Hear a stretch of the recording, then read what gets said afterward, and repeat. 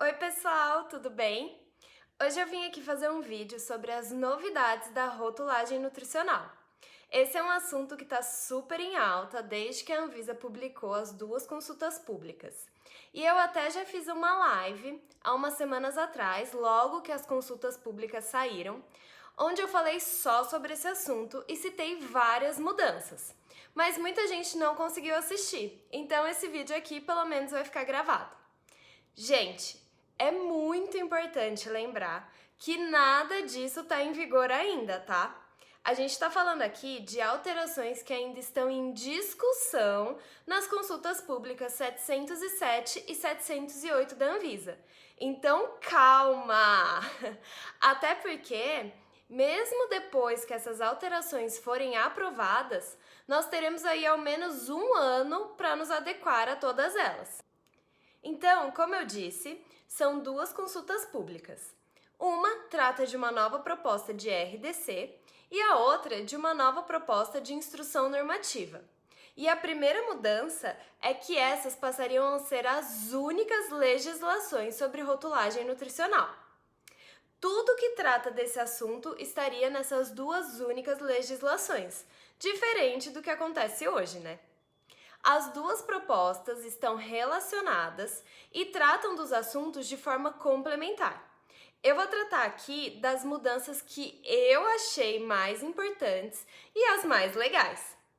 Então, a primeira mudança é que agora as regras de rotulagem nutricional passariam a abranger todos os alimentos embalados na ausência do consumidor, incluindo também bebidas, ingredientes, aditivos alimentares e coadjuvantes de tecnologia, mesmo que eles sejam destinados exclusivamente à indústria ou aos serviços de alimentação. Essas novas legislações só não vão se aplicar a águas minerais naturais, águas naturais e águas adicionadas de sais. Então, a rotulagem nutricional vai continuar sendo obrigatória na grande maioria dos alimentos.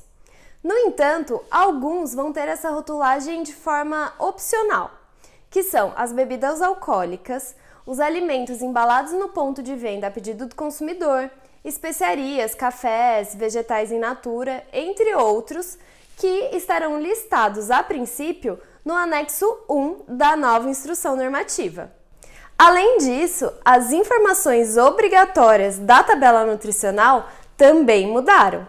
Além do valor energético e dos outros 7 nutrientes que já temos atualmente, as quantidades de açúcares totais e açúcares adicionados também deverão ser informados em todos os alimentos. E um detalhe aqui é que a nova RDC, aparentemente, trará uma lista de tudo que será considerado um açúcar adicionado. E entre eles estão o mel e a tão famosa maltodestrina. Além disso, qualquer outro nutriente ou substância bioativa que seja objeto de alegação nutricional, de alegação de propriedade funcional ou de alegação de propriedade de saúde deve obrigatoriamente constar na tabela nutricional.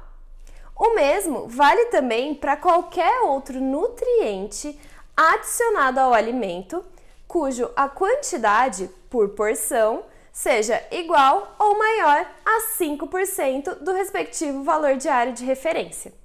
Aliás, falando em VDR, foram definidos novos valores para alguns nutrientes e minerais, como por exemplo a proteína e o sódio. E também foram definidos alguns valores de nutrientes e minerais que antes não tinham, como é o caso, por exemplo, dos açúcares adicionados, das gorduras trans e do potássio. Tudo isso estará reunido, em tese, no anexo 8 da nova instrução normativa. Outra coisa que eu também achei super legal é que, teoricamente, o anexo 2 da instrução normativa trará exatamente como cada item deve ser declarado em relação aos nomes dos constituintes, as respectivas ordens de declaração e unidades de medidas. Então, antes só os 8 principais tinham a ordem correta na tabela. Agora, cada item que pode constar na tabela nutricional tem o seu lugar certinho. Além disso, as regras de arredondamento de valores ficarão mais específicas e as quantidades consideradas não significativas também. Então, por exemplo, valores maiores ou iguais a 10 deverão continuar sendo declarados como números inteiros. Caso o valor encontrado não seja inteiro, a regra de arredondamento vai depender do valor da primeira casa decimal. Se ela for menor que 5, aí a gente mantém o número inteiro. Mas se ela for igual ou maior do que 5, aí a gente arredonda o número inteiro para cima em uma unidade. Já para ser considerado não significativa, o produto vai precisar cumprir os critérios tanto em 100 gramas ou 100 ml, quanto na porção definida para o produto. Caso ele cumpra apenas em 100 gramas ou ml, ele poderá declarar o valor com o símbolo de menor ou igual, seguido do valor definido como não significativo. Então, no caso de valor energético, por exemplo, seria menor ou igual a 4 calorias. Isso porque uma outra mudança que inclusive todos já esperavam, aparentemente irá se concretizar, que é a declaração padronizada de 100 gramas ou ml para todos os produtos. Mas as porções não serão extintas, elas continuam existindo. Isso porque todas as tabelas nutricionais deverão apresentar essas duas informações. Isso mesmo, as tabelas precisarão apresentar os valores referentes a 100 gramas ou 100 ml e também por porção definido para aquele alimento. A única exceção aqui, aparentemente, serão os suplementos alimentares que poderão declarar somente a porção correspondente à recomendação diária. Outra informação nova que passará a fazer parte da tabela nutricional será a quantidade de porções contidas na embalagem. Então, por exemplo, se eu tiver um alimento que a porção dele é 30 gramas, mas na embalagem vem 300 gramas, eu vou precisar indicar na tabela nutricional 10 porções. E para isso, existirá também uma regra de arredondamento. Além disso, foram definidos novos modelos padrões para as tabelas nutricionais e também várias especificações que precisaremos seguir de tamanho, cores e o local da embalagem onde a tabela precisará ser colocada.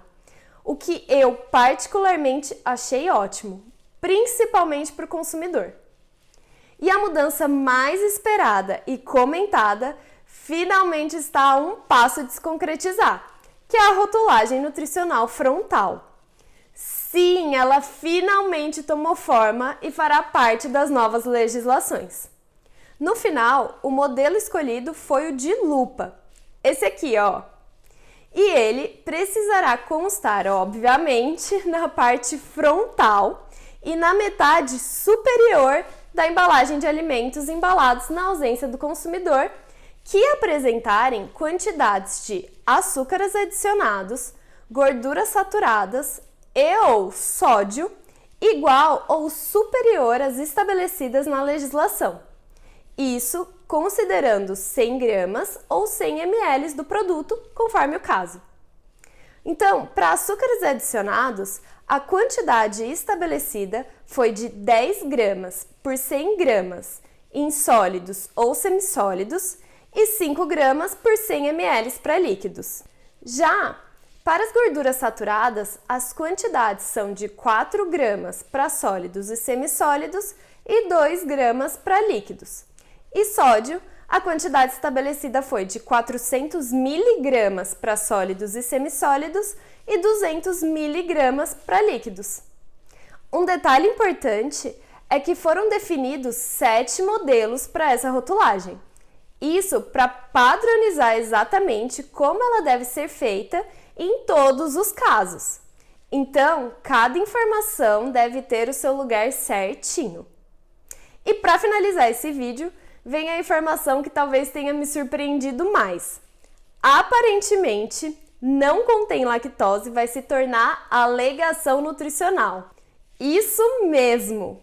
Pelo que eu entendi da proposta, qualquer alimento que tenha no máximo 0,1 grama de lactose por 100 gramas ou 100 ml vai poder usar a alegação de não contém lactose. Eu confesso que eu fiquei passada. Mas enfim, gente, é isso. Espero que seja um vídeo esclarecedor e que ajude vocês a se inteirarem do que está acontecendo de novo nesse mundo de rotulagem de alimentos. Mas, de novo, eu quero frisar que essas são apenas algumas de muitas mudanças e informações que tem nessas duas consultas públicas. Aqui eu falei apenas sobre algumas que eu considero mais importantes e que me chamaram mais atenção. E o mais importante é que, como eu disse, nada disso está em vigor ainda, ok? Então, calma! Um beijo, pessoal!